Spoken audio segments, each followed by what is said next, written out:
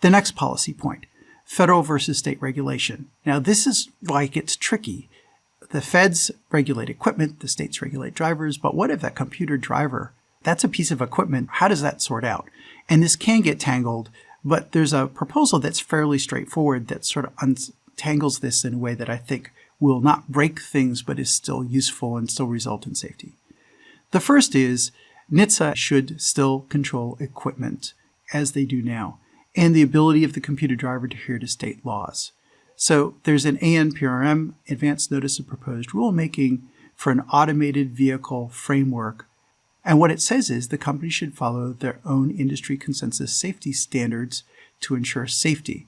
That's been out for years. There are comments, and the comments have not been responded to yet. That needs to move forward, and that will go a long way to fixing the federal half. But that's about the equipment. The federal law should not say what the behavior needs to be.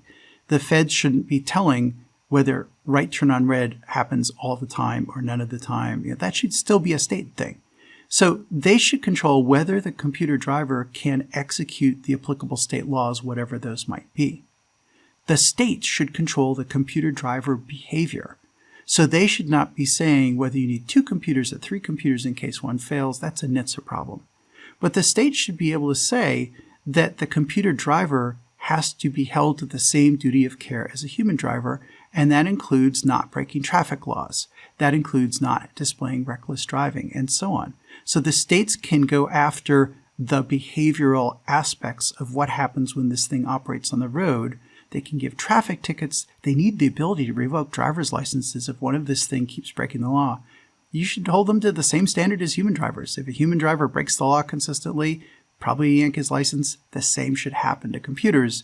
It should not be the case that computer drivers get an automatic license with no ability to even know that they drive well, and much less no possibility to revoke the license. The municipalities also need the ability to enforce and report negligence to the state DMV. So if the computer driver behaves in a reckless way on local roads, local police should be able to ticket it just as they would a human driver, and they should be able to report the behavior to the state DMV for the state DMV to consider revoking the license, assuming that that's an appropriate response.